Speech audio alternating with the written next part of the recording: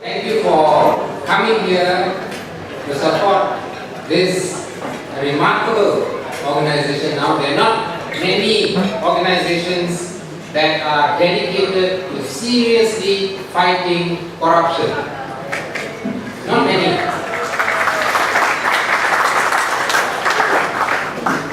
Does the MCC fight corruption? I'm not too sure. But I think apart from now, there's C4 does other things. And there's a good reason why a lot of people there are not too many organizations dedicated to this. Because the consequence of seriously fighting corruption, especially corruption high in the government, among members of the ruling party, etc., the consequences right there on the table. You can all see the magazine. What's on the cover of it? This is the consequence. And actually I remember this incident. I got a call from Rafizi at an ungodly hour of about, I think it was 6 a.m. Then he said that, I said, look, I picked up the phone, I said, hey, look, it's 6 a.m. So Rafizi says, okay, yeah, but the police are all around my house. And then he just reminded me, they kicked down the door, came in, and carted him away. Why did they do that? Because Rafizi had the cheek and the effrontery to expose the NFC cow scandal.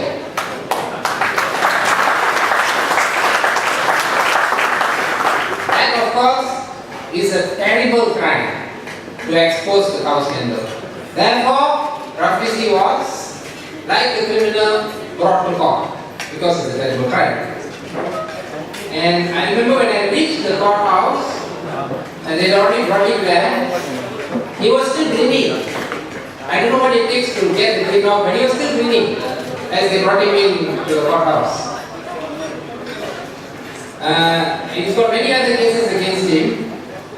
In fact, even though I was lawyer, I lost track of it. A number of cases. Plus the latest one. That case we are all quite pleased with. And we believe to give the Prime Minister and his legal advisors any assistance they need to continue with that case. Now, but seriously, we have got a Whistleblowers Act in this country. We have got a Whistleblowers Act in the country. But if you, apparently to protect people like Akmal, Rafizi now, and other organizations that expose wrongdoing and corruption in high places. In fact, you must have a Whistleblowers Act, because some of these people who commit corruption are very powerful, as we all know. But the Malaysian Whistleblower Act, it blows your mind when you read it. Because if you read the Whistleblower Act, you will completely give up any idea of blowing any whistles and exposing any scandals. Because the Whistleblower Act, actually, in the way it is written, is actually a warning to anybody who tries to blow the cover on any corruption scandal, because you are totally not protected under the Whistleblower Act. So why they chose, in all their infinite wisdom, the infinite wisdom of our parliament, to pass such an act is of course beyond me. But I will be touching a little bit about that remarkable institution, the Malaysian Parliament, afterwards. I'm rarely in the Malaysian Parliament, as you know. Usually I last about a week before I'm out again for 6 months. But coming back to this very serious issue of corruption, brave individuals can do a lot to stop corruption and expose it. But look, at the end of the day, we cannot stamp out corruption in this country, corruption in high places, unless we have back our political freedoms. In a country where the people are deprived of their political freedoms, you cannot wipe out corruption. Why? Because there is no freedom of press. There is no freedom of information. Everything is secret. Everything is OSA. Even the water thing, they try to make it, put it under the OSA. So with all these secrets, with the lack of freedom of speech. Now, whatever you say may be seditious. And as you know, the latest remarkable case is where the adult in the Selangor, the Kadilan adult in Selangor, has been hauled up under the Sedition Act for questioning Rosma's Permata allocation. And they say the Sedition Act is required in order to preserve racial harmony. This is what they say. So that is why our first task, while exposing the corruption that is going on, in whichever way we can, is to fight and fight all the way to get back our political freedoms in this country.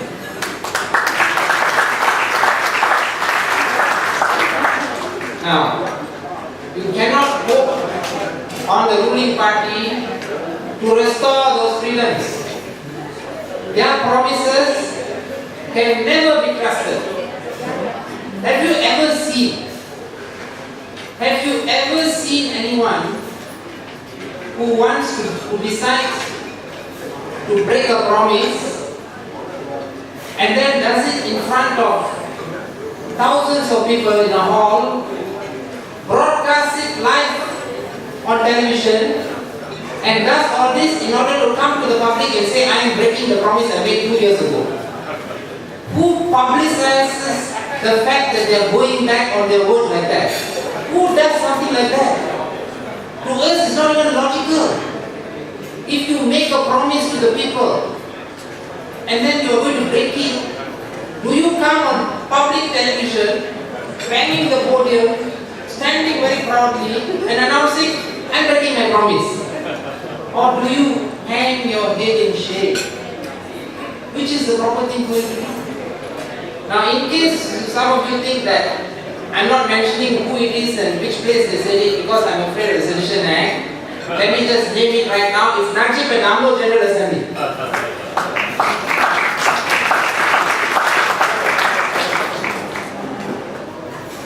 So there you have it. And of course, no one can understand it. Now, this is the proof now. Why were they going on and on and on like that at Amno Assembly? For one very simple reason. They have no other way of clinging on to power except to play up these types of racial and religious issues.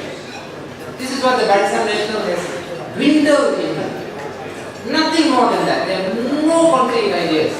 They do not tackle the real issues that Malaysians face, whether in the economy or education. There is no such debate. The debate is all about these kinds of things. So you have got speaker after speaker in that assembly coming up, speaking loudly, saying, we will do this, we will do that, we will kekalkan the Akta Hasutan, very bravely going on and on. But I tell you one thing, police are never brave. What they are trying to do is to strike fear into all Malaysians so that you will not question their wrongdoing. That's what they are trying to do. And this is something that we must never ever fall for. Do not fear that. And they are not very fierce actually.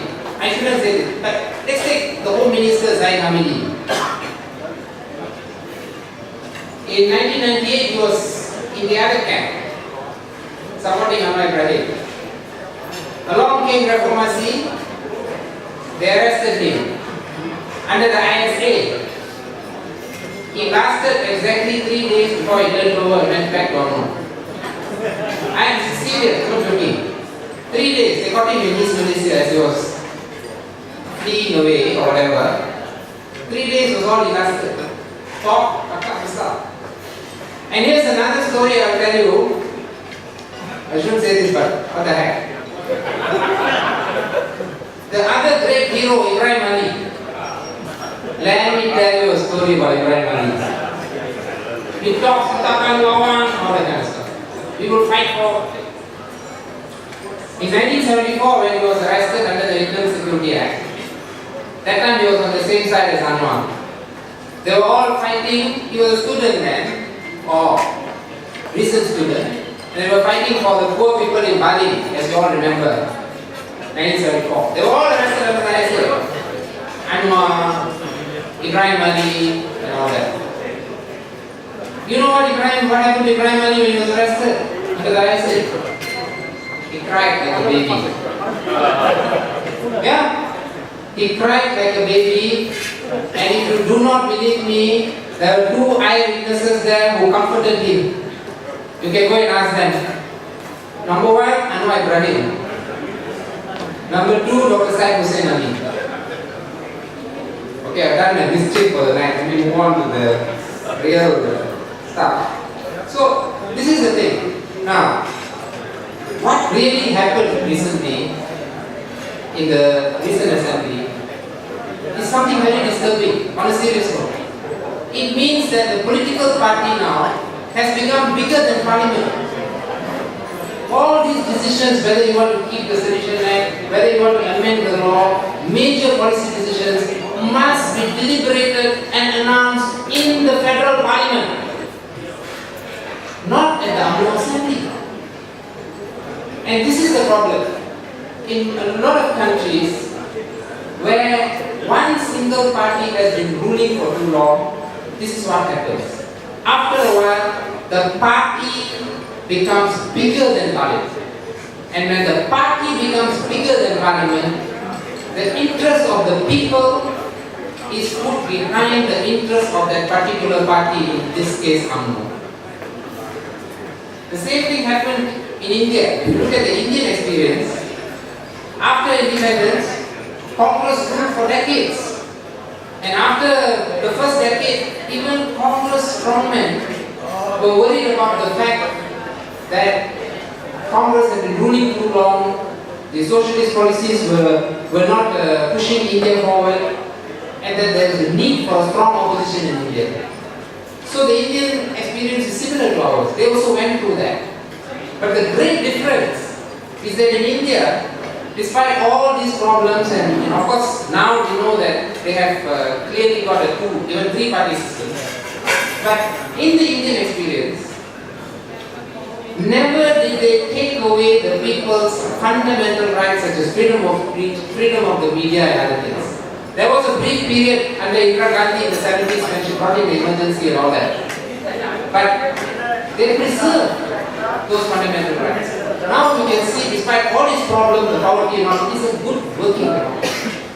So this is the problem with our country, where that single party has been in power for too long. It doesn't matter whether it's UMNO or any other party. If you have been in power for over half a century, you will become rotten to the core. And you will no longer think about the people, because you've got so much of vested interests. You see, bigger than parliament, I said bigger than parliament. Let's look at that. What is parliament? Our parliament.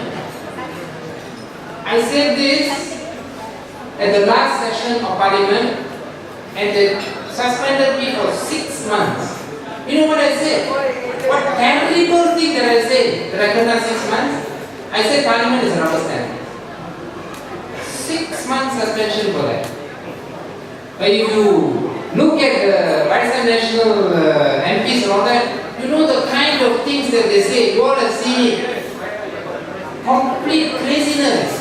But they sit there comfortably, day in, day out, this session, next session, nobody throws them off. You say parliament is a rubber stamp, you get suspended for 6 months. But the point of the matter is, this is another key institution in our country, parliament, which is not functioning properly at all. The opposition has got no right to bring any motion on the floor. We cannot bring and debate anything. We just have to sit there like good boys. The government will bring a bill, then they'll give us, ini 5 minit, ini 3 minit, itu, pukul setengah, 2 minit. Then we all get up and then speak for 2 minutes, 3 minutes, 4 minutes. Their bill, their government bill. Then we sit down quietly. Come on, you expect us to put up with this? I will never put up with this. Never, never, never, never. And it is the position of Pakatan Rakyat that we will fight for parliamentary reform, because this is a crucial key institution. You know, in Great Britain, British Prime Ministers are afraid of Parliament. You go and read what David Cameron said recently, or Tony Blair in his memoirs. British Prime Ministers, even though they have a majority in that Parliament, they are the ruling party, every time they come, they are afraid. During the Tuesday or Wednesday question time, you know, they got butterflies in their stomach. Because that Parliament, the British Parliament, scrutinizes every act of the government, even by the MPs from the government side. Of course, party loyalty is there, but they are firm. This Parliament, no matter what ridiculous act they bring in, all the peer MPs just so on. So that is why you get very bad laws being passed, laws that take away your fundamental freedoms. All these things happen because of a weak Parliament. And this is the next great battle that we must pursue in this country to bring change in this country. And that is what, and after we've done that, there will be no longer this business of announcing important policy decisions like retaining the Sedition Act and the UMNO General Assembly. That is wrong. You come to Parliament, you debate it in the people's tribunal. UMNO General Assembly is not the people's tribunal. It is not the people's gathering. The people's gathering is the Parliament of Malaysia.